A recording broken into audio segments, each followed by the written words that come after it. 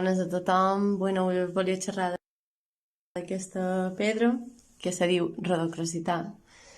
I, bueno, vos volia comentar un poquet tot el que he llegit, coses que he entès, coses que no he entès.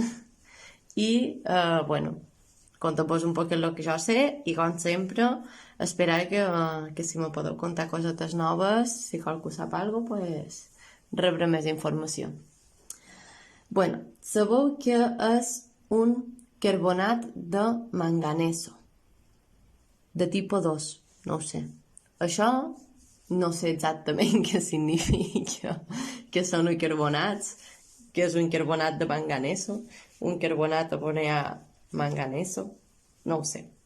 La qüestió, que això és una de les parts que m'agradaria aclarir. Ho he estat llegint per internet, però no he arribat a aclarir. Jo ho xerraré de la part que entès millor per mi.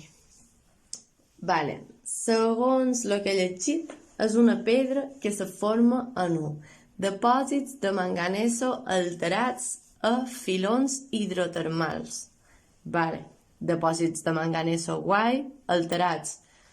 Supos que perquè hi ha altres tipus de substàncies. He llegit que a les zones on se sol formar també hi ha coure, plata i plom, així que supos que se refereix a això amb lo d'alterats.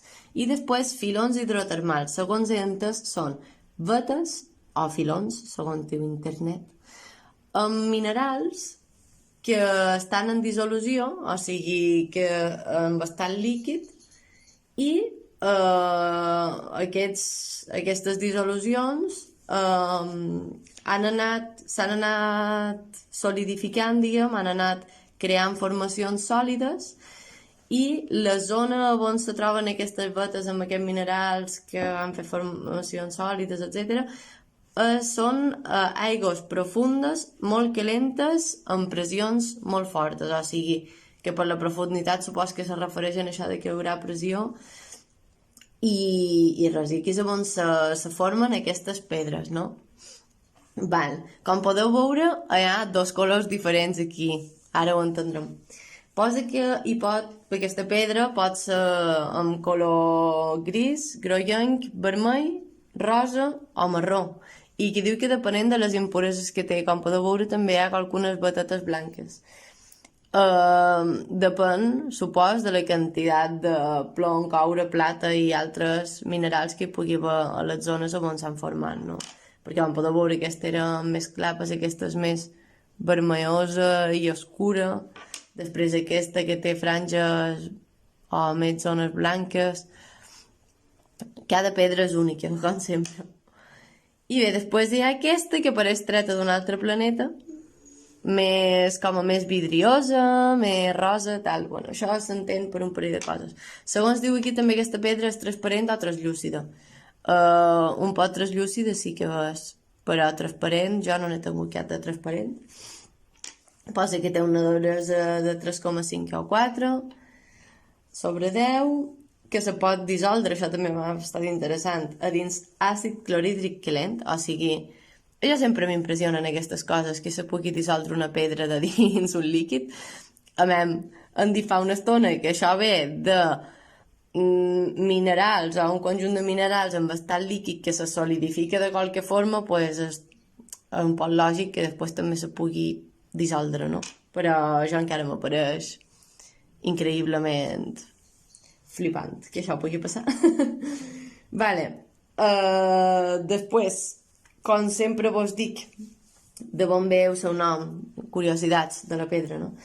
Pues el seu nom ve de rodon, que significa rosa, i de crosis, que significa color. Crosis o crosis, depèn. Per això, color rosa, o sigui, rodon crosis. Val, d'aquí veu el seu nom, rodocrosita, no? Rodoncrosis. Vale. I després, a part de tot això que vos he dit, pues hi ha depòsits a un munt de puestos d'aquest món.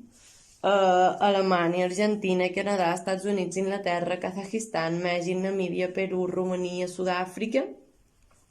I se considera la pedra nacional d'Argentina, i és aquí on ve aquesta de color rosa. Aquesta justament és la rodocrosita argentina, és la que trobareu si bon aneu a Argentina, perquè per les zones on se formi allà i supos que per uns minerals que hi ha també a les zones, pues se forma així i no tan oscura com les que hem vist aquí, no? També això, supos que també hi haurà depòsits de pedres oscures en rodocrosita argentina, però bueno, sempre que he vist rodocrosita argentina, de fet, trobo aquesta, la rosa. I bé, també ve perquè Argentina, quan se sol formar aquesta pedra allà, pues és dins estalactites i és superguapo, perquè sabeu com una cosa així redona normalment, perquè és com l'estalactita té d'així a rodajes, diguem, i a de dins com a cercles, o en cercles així diferents, en com sigués dos punts d'una mateixa estalactita, o un cercle enmig amb un color més intens que a poc se va fent més claret. I després, clar, depèn de com la tallen, a lo millor aquesta pedra era un tros de les rodajes d'aquestes estalactites que dèiem, i aquí se veu una línia que formaria part de la línia mostrant un cercle, no? Però, clar, després, segons el tall que li fas a la pedra, pues, aquesta línia se veu formant part d'un cercle o no. Són coses que s'han d'anar veient. I bé, com vos dic, pues això se pot formar a diferents zones i depenent la zona, depenent de minerals, pues, hi ha diferents colors i etcèteres. Vos deixaré ara una curiositat, vos deixaré escrit un text que és un mite o l'història de la Rosa de l'Inca, que xerra d'aquesta pedra, que bueno, m'ha paregut superguapa la història i me fa molta il·lusió compartir-la, però vos la deixo escrita perquè pues, podeu quedar els noms de llocs i vos podeu quedar en la història, en lloc de contar-vos-la i ja està, però és superguapo. Diguem que recull una pedra simbolitzant la rosa, no? I tot el que les roses simbolitzen per nosaltres aquí a Europa. Bueno, espero que vos hagi agradat saber un poquet més sobre aquesta pedra. Me sap greu si no vos he donat tota la informació que vos agradaria. Jo la veritat que de geologia, gemologia i aquestes cosetes no en tinc ni puta idea, però me fa molta il·lusió conèixer i aprendre cosetes noves i espero també pues, ajudar a donar a conèixer i aprendre coses noves. Que tingueu un dia molt guapo.